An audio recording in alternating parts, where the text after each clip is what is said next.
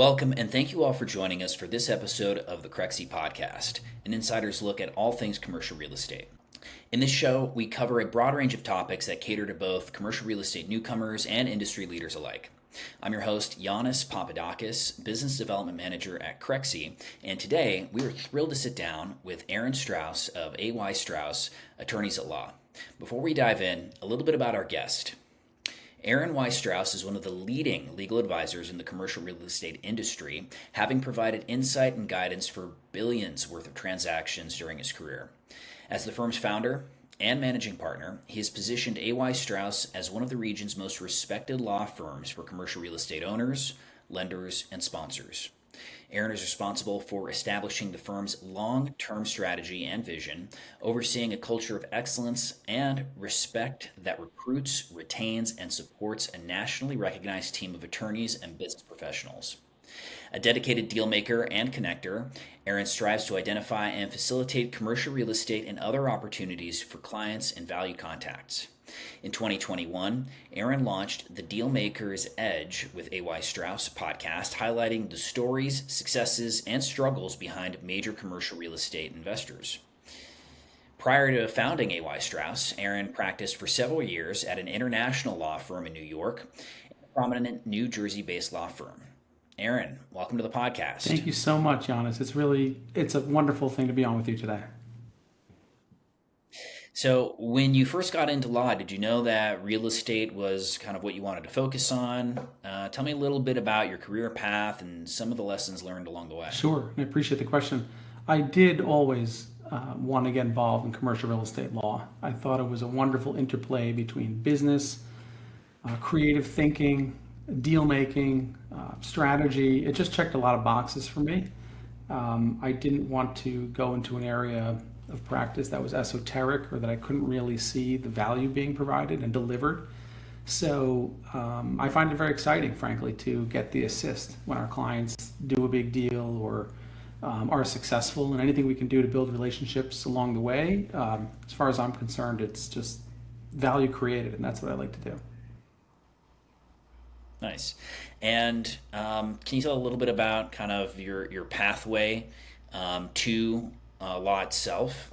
Did you always know that you wanted to go into law? Sure, great question. I think most lawyers just sort of end up in it. There's no grand scheme. I didn't grow up as a kid thinking I would want to be a lawyer.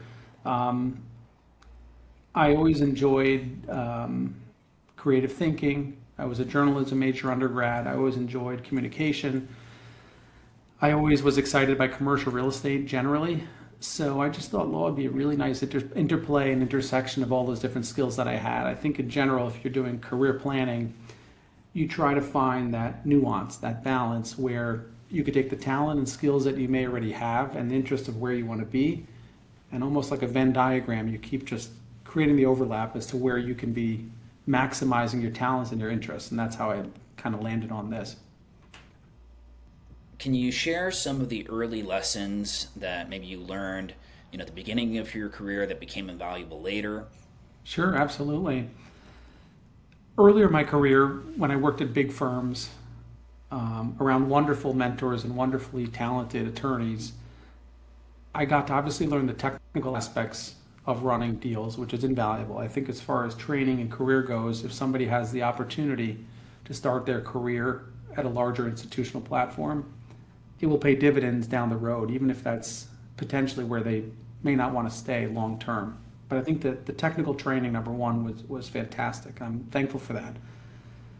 I think also being exposed to as many professionals as you can, whether it's in a larger group or dealing with other firms or teams, you get to see things besides the technical aspect, but on the relationship management aspect, which you wouldn't often get if you were exposed to less people.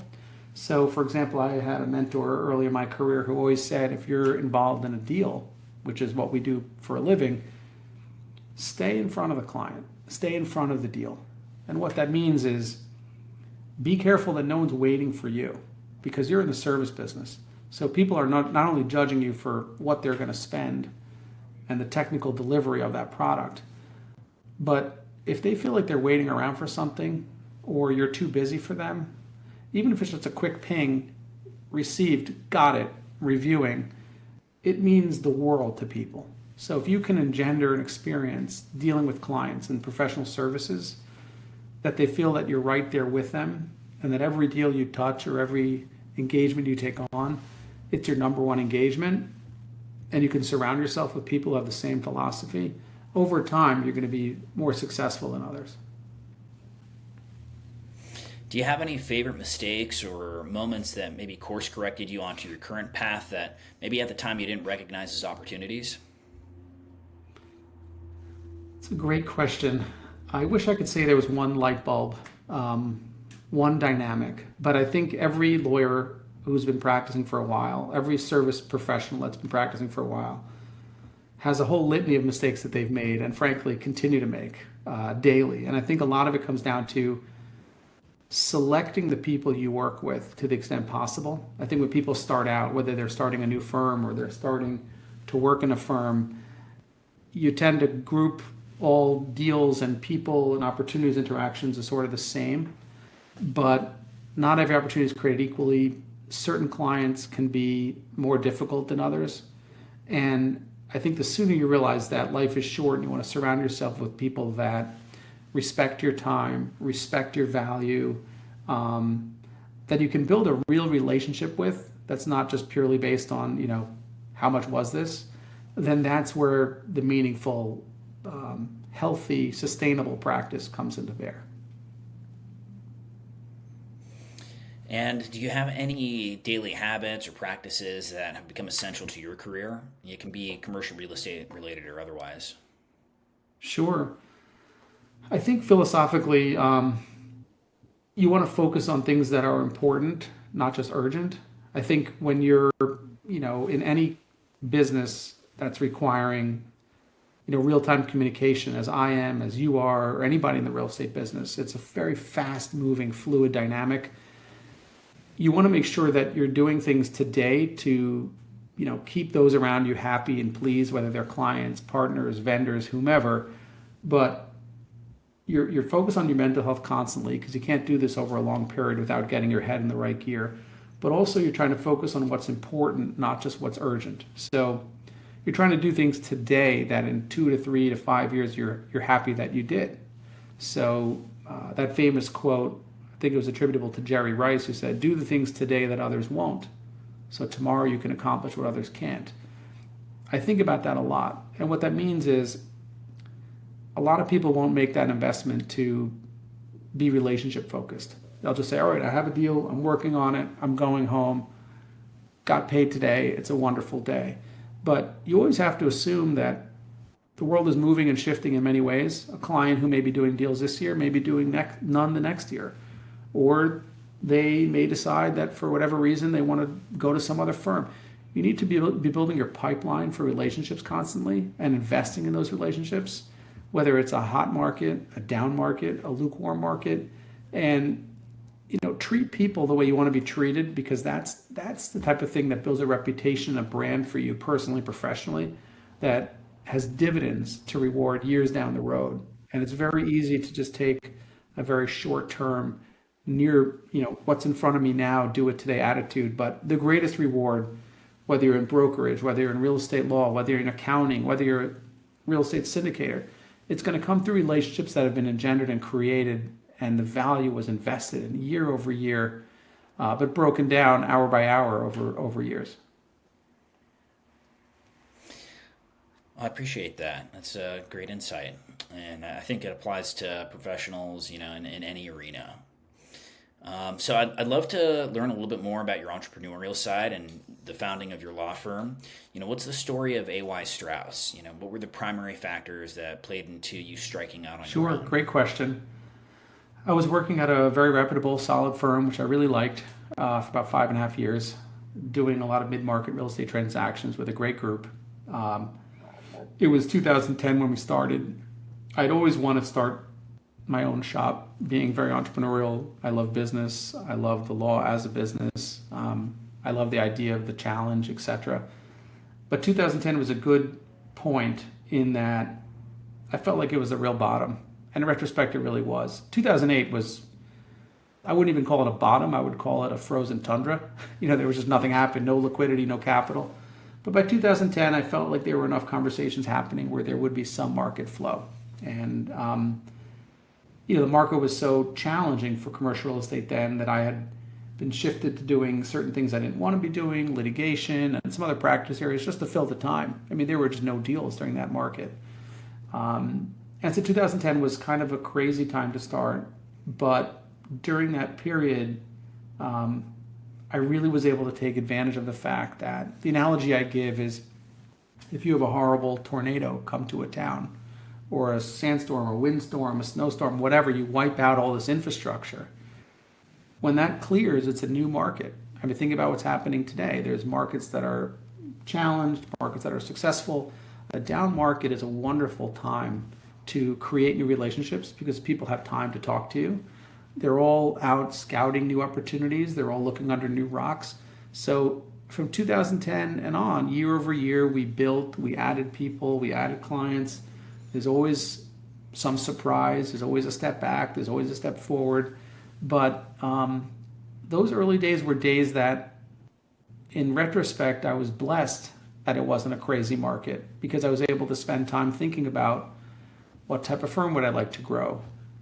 It's amazing how much talent could be available in a down market. So I saw firms, for example, now that are very significant, very strong, very well regarded, true institutional firms during that time pick up a lot of talent that otherwise wouldn't be able to talk to them in a hot market. They'd be too busy working. So I was able to just take the approach, take the attitude of it's not going to be easy. And by the way, it never is. Whether you're in year 13 or year 1, it's always difficult. But I was able to take the approach that, again, the more sort of difficulty I can endure in the short term, the better off it'll be long term. And again, making those longer range decisions on real-time dynamics has been my calling card to date. Can you share, what was your core principles in starting your company and how have they guided you over the years?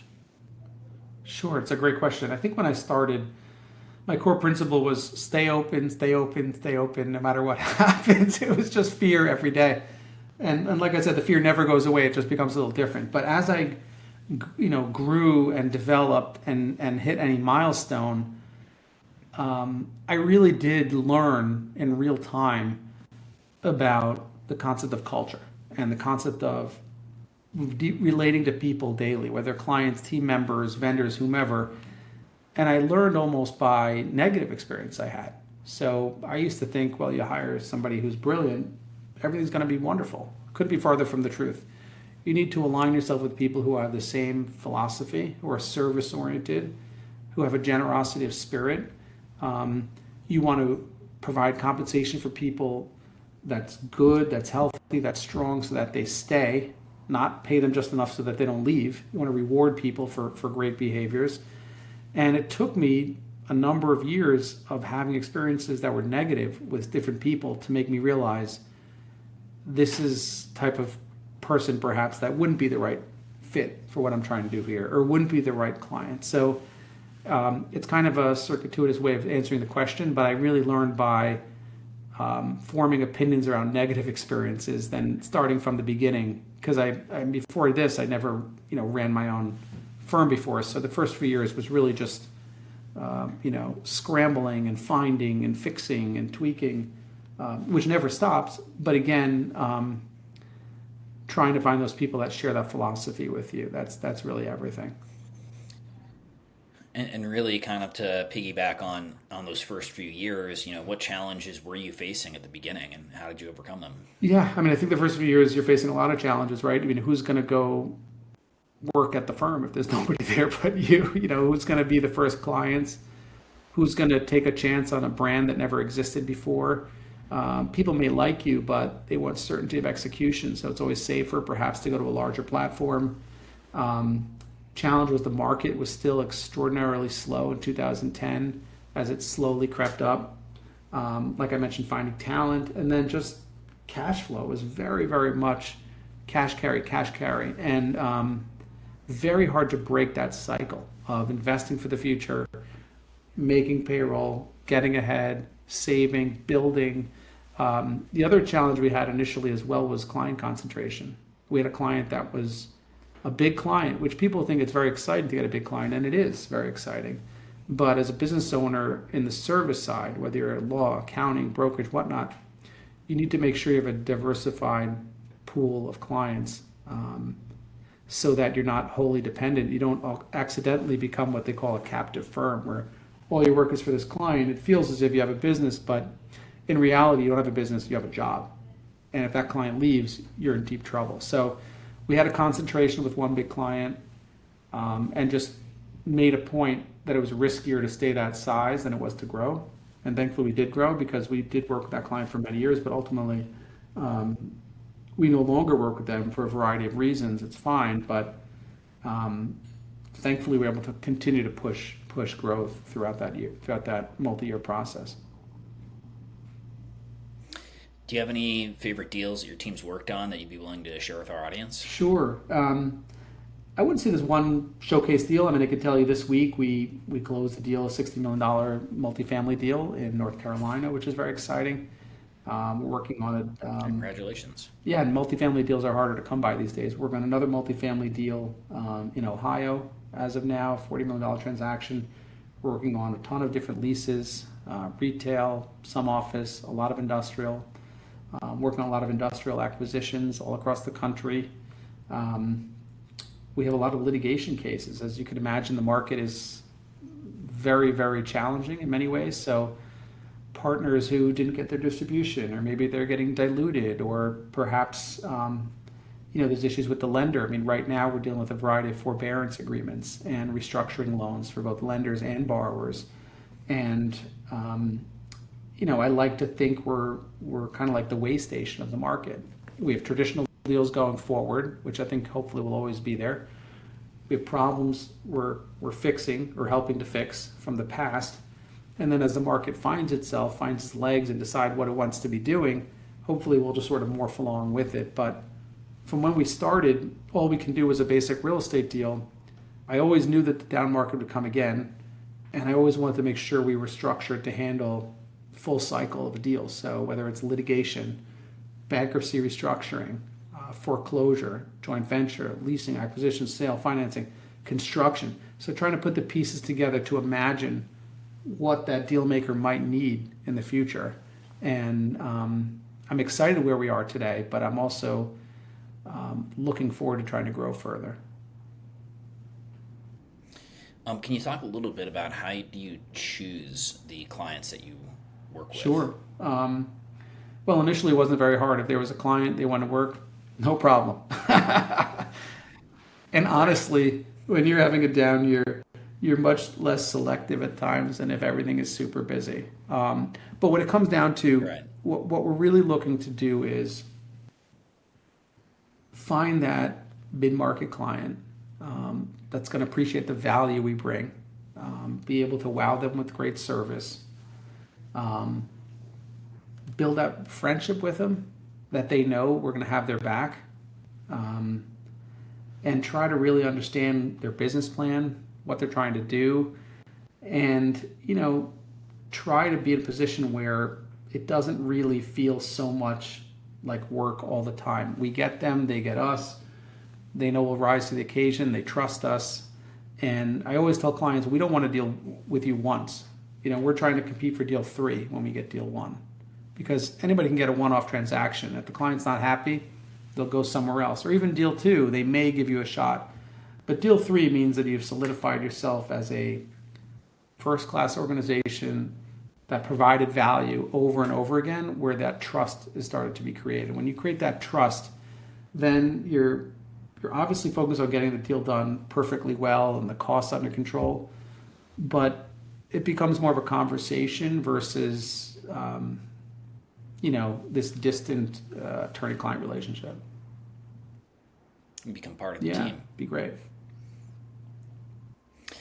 Can you share, from a legal perspective, what makes a good deal?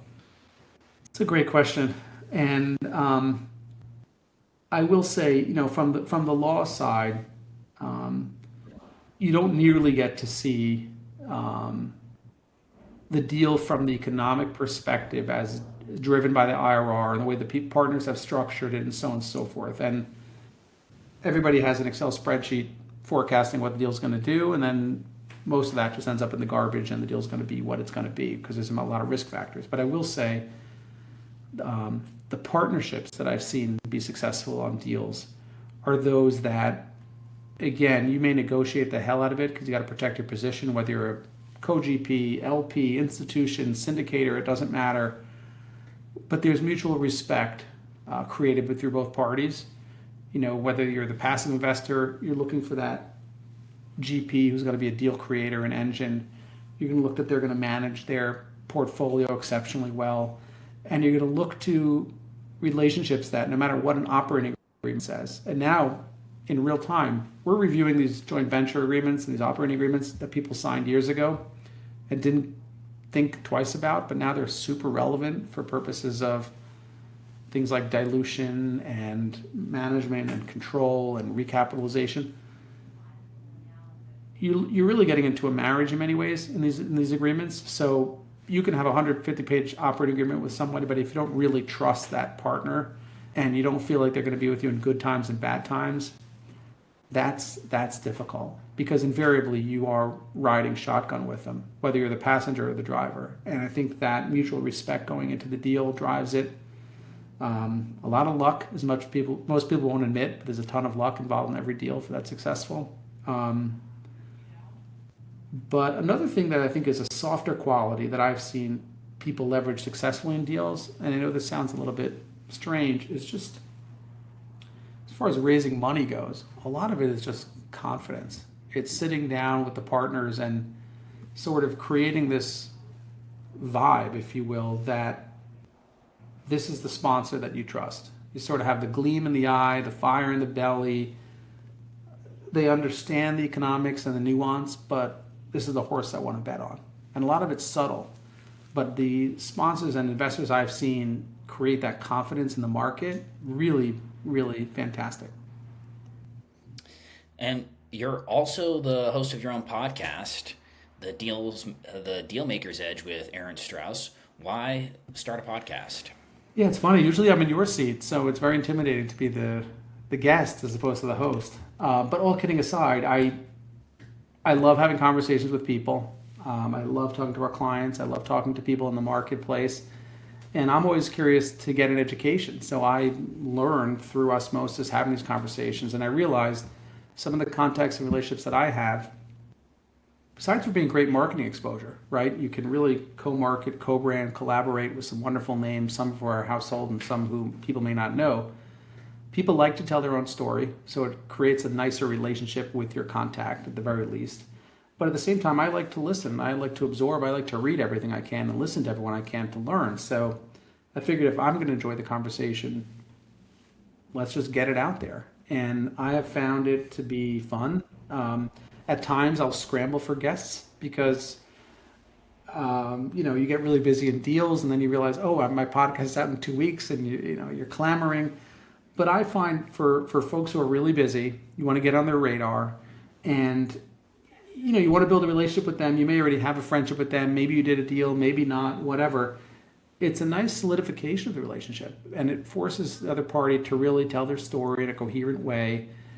It creates an emotional bond and it also, parlays to the market that this person can be trusted. So when you have a great Rolodex of people and contacts who've opened up to you, you become a safe person to transact with. And I think that credibility that it creates, the relationships that it could deepen, and the knowledge that you share. I mean, for example, if you're a lawyer, accountant, you're a professional services person, you're really selling knowledge, right? You're selling knowledge, maybe documents, maybe peace of mind, whatever it is you want to call it you're selling.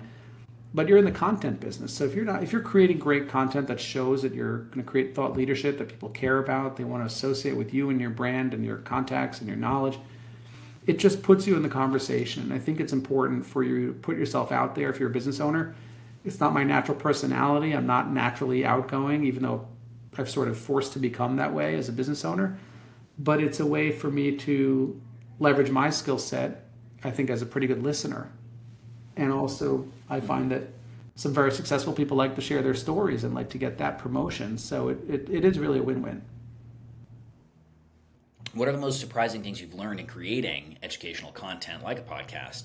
Is there anything that you had to overcome or were unexpectedly delighted by? Sure. I think for people who may be listening to this who have been thinking about doing a podcast, one is I think everybody who jumps into some media creation always has imposter syndrome. And I face it every time I record with a guest. I always think, what am I doing recording with this guest? And they're on the other side of the camera thinking, what am I doing as a guest with this podcaster? So I think you have to get over a little bit of imposter syndrome, which is very relevant. I've never done anything like this before. You get increasingly comfortable with mistake making. You tend to over-focus and over-judge yourself on technical attributes when you're first starting out. So you have to be open to the fact that things will not go perfect, and you will say or ask questions that will not be perfect. But life is not perfect. Just embrace the fact that we're all imperfect. Just roll with it. Go ahead, make some mistakes. People aren't judging you as hard as you're judging yourself. And I've also been thrilled with the fact that we've really had some wonderful guests on that have really done a great job sharing their story, or to run into a friend of mine or get a message online through social media saying, I really appreciate that conversation with so-and-so. It really struck home to me, because you don't know what people are going to say that's going to impact others. So I love that facilitation aspect. Excellent. Well, moving along to our third topic for today, as an attorney who's overseen hundreds of deals, I'd love to know more about today's transaction landscape. What does the negotiation table look like in deals being transacted today? Sure. Well, I can tell you based on just literally what we're doing today.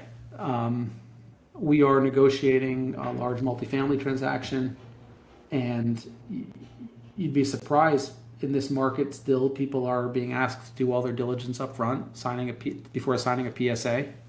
In a market like New York City, which has been frankly devastated for a variety of reasons over the last number of years, it is really, really the Wild West, and not in a good way.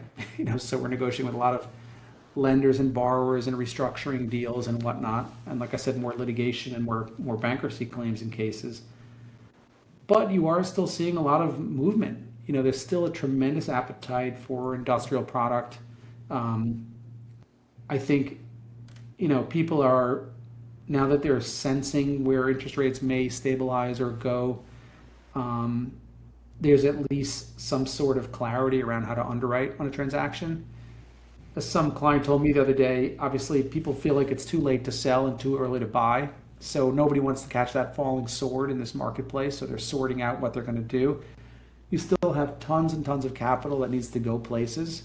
But people are skittish to be out of the gate. Some people are using terms like negative leverage, which hasn't been said in a long time, which basically means buy something that doesn't make sense. So if you're a family office and you have a 10, 20-year horizon, and this is a wonderful asset that's going to be in your family for 20 years, you really may not care, versus you're a fund manager and you're IRR driven and you can't go to your investment committee and make that deal pencil. So I think it's the type of market for deal making. Again, this is just secondarily based on conversations I'm having with clients and people in the market, is that for people who are proactive and aggressive and will take a little bit more risk than others, it's a wonderful market where a lot of people have pulled back and retracted. Big institutional partners and capital partners, investment committees, where a smart sponsor can come in, buy a deal. Again, it's scarier, just like it was scary to buy in the beginning of COVID, which people did successfully. But in a year, 2 or 3, as things stabilize, and again, what stabilization means could mean a million things, so we'll put that aside. The appetite will return for institutional capital and for different private investors. And then when they're in a better market, they really get the benefit of the risk that they took in this market. And I think we've seen in the last few years massive swings. I mean, just even think about it. 3 years ago, you had COVID, right? Or is it 2.5 years? I'm losing track of time, where if you said you were in retail, that was a 4-letter word. I mean, people would laugh at you. And then it became necessity retail was the darling. But now all of a sudden, well, no one wanted to invest in retail a few years ago. It's an incredible asset class because people are back and they're shopping and the consumer's remaining strong. So things obviously are in cycles. Assets become in and out of favor. Markets go in and out of favor. But I think as long as somebody has their eyes wide open and continues to look, I think also, the people who will do deals in this market will get on the radars of the brokers and the people who will send them deal flow. So the people who wait too long and say, oh, I want to see this, I want to see this, guess what? They're not going to see much. And the people who put their neck out a little bit more will get the benefit of the deal flow. And invariably, you have to be doing deals to create and to see new deals. And I think there's a little bit of that mixed in too. Right. How would you say buyers and sellers are navigating kind of the widened bid-ask gap right now? Would you say that more sellers are kind of conceding and stepping down right now, or are you seeing buyers stepping up? Like, what's been your experience? It's a great question, and I literally just asked that to someone this morning who works at an institution, and the question I asked him, I said, "Are you seeing deals pencil better today than 6 months ago or 3 months ago?" And I couldn't get a clear answer. I think if you ask people who do real estate deals for a living, and the broker side, the lawyers, the accountants, whoever it may be, transaction volume is way down for those obvious reasons. But that debt maturity has to create deal flow. Either these loans get restructured or they get recapped. Everybody wants to be in preferred equity where they bring fresh capital, and then live to fight another day on the deal with some sort of upside to the original sponsor.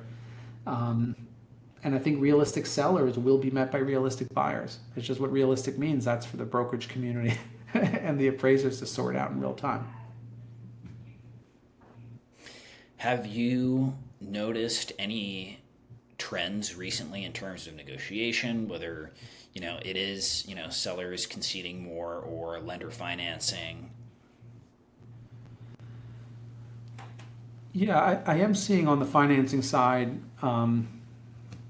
that people still need to do financing transactions in their portfolio, and some that are proactively coming to the lender and saying, hey, my deal doesn't really pencil, but I'm going to bring fresh capital and I want you to extend, work with me. I'm seeing that happen successfully, in real time. Occasionally you have somebody just go dark on a lender. That never ends well for them.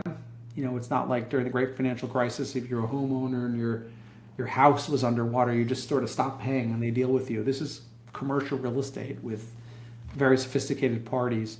I am not hearing lenders want to become asset managers. They typically never do. They want their borrowers in there working as hard as possible, but they very much do not want to sort of sully their books with bad loans either. So it's not quite extend and pretend like it was, and every deal is different. And again, I'm just seeing a small microcosm of what our clients are doing. But I think if there's proactive communication and there's a desire for respectful negotiation, people who want to sell will be able to, and people who buy, again, there's plenty of capital, plenty of financing available, just they're going to pay a premium. And also, I'm seeing on the recourse, non-recourse side, people are going to pay an extra premium for the non-recourse at times now, but just because how valuable that is given the uncertainty around the markets. Right. How would you recommend players in the commercial real estate space stay most up to date with new trends or take advantage of new laws? It's a great question. I don't really have sort of one suggestion, but I think it's just never stop learning, right? It's very easy to say, this is what I do, this is my asset class, these are my lenders, these are my investors. The most successful people I've found in real estate are always moving.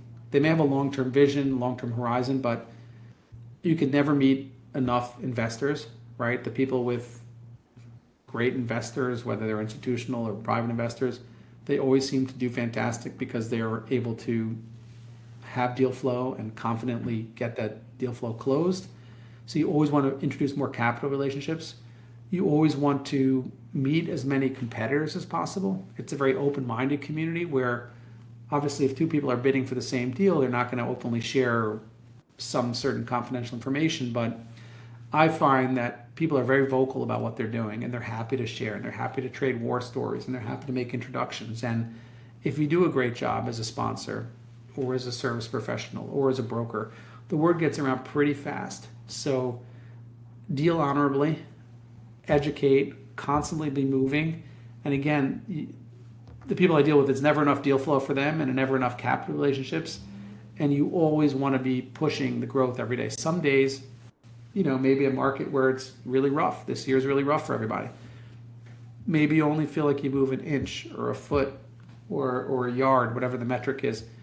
But there'll be some months where you're galloping through an open field, taking miles. So, but again, as long as that forward motion is always happening with the end goal in mind, you will get there. It just may not be on the same scale of time that you'd want. And with that, what would you say are the most common pitfalls that you see, commercial real estate stakeholders fall into? And how do you usually guide your clients through those obstacles? Sure. I think sometimes if we're advising a large limited partner who's considering investing into a general partnership, it could be tough where if you're a syndicator, you're very fee driven, obviously. You want to make fees, you got to pay your analyst, you got to pay your rent, you got to pay your overhead, you get management fees, different asset management fees, et cetera, et cetera. But it's a very fine line between building long-term equity for your stakeholders and keeping your own lights on. So you want to respect the fact that every deal needs to get capitalized. Things like acquisition fees, of course, they're very normal. But you want to be wary that you're truly in the equity business. You're not in the fee business. I don't mean fee like as the legal title to real estate. I mean fee as far as earning fees as you go. So I think the best syndicators and the best sponsors, the best deal makers will really try very hard to walk that fine line. And the best investors will respect that. But the incentives really should be on the back end for those sponsors to earn their promotes, the good old-fashioned way. Now, moving into next year, are there any trends that you're most excited about as we progress through 2024 and beyond? And, that could be, creative financing terms, data-supported transactions, thanks to new technologies. What excites you in this sector as we move forward? It's a great question. There's been a lot of talk about all these new technologies, whether it's AI. Everybody says they're in the AI business, and I think everybody is without knowing it, just because all the technology we all use is powered by some algorithms which we'll never understand. And for a while I was losing my mind over that, in that I thought, a computer or robot's just going to take my job. I'm not going to add value. And I think everyone has that fear. And to some degree, I do believe law will have to get reshifted tremendously on its head for business model purposes. But beyond that, I do think one thing that will never go away is that emotional intelligence, understanding truly what the human being across the table from you is looking for, and inspiring trust and being transparent and treating people well and listening. Those are things that really a computer cannot do. And deal making, there's a lot of nuts and bolts in it. You got to create documents, you got to create expectations, checklists, lenders, sponsors, investors, brokers. Everyone has their role in the deal and the transaction.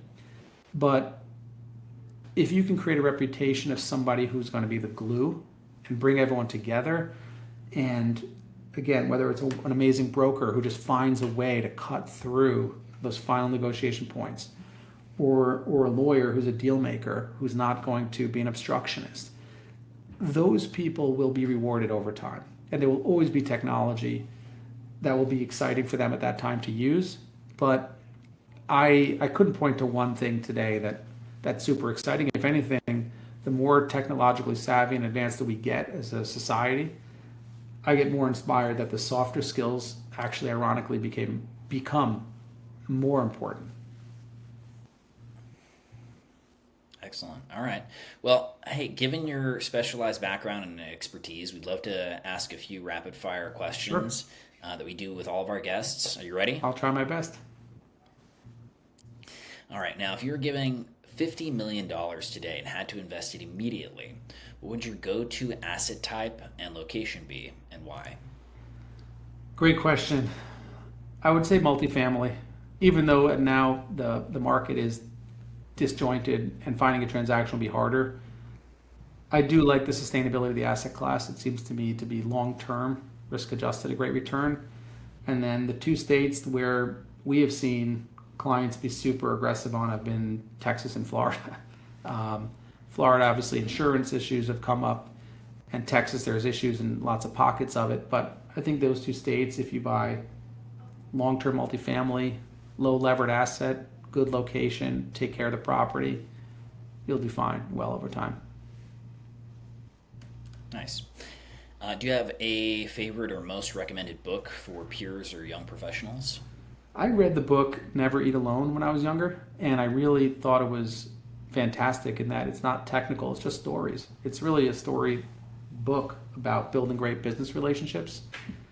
So it won't teach you anything about economics or finance or law or accounting, but again, it will hit to the human element, how to be present, how to make those critical investments in relationships, how to show up for people, how to become known as somebody who's going to be a giver. Those types of soft skills over time really will yield returns. It may not be immediate, but over the years, they'll create a return. Never Eat Alone. I have to look at that one. Do you have a favorite tool or software that you use on the job? I wouldn't say there's one. I keep a lot of lists. I don't have one specific software. There's a lot of lists.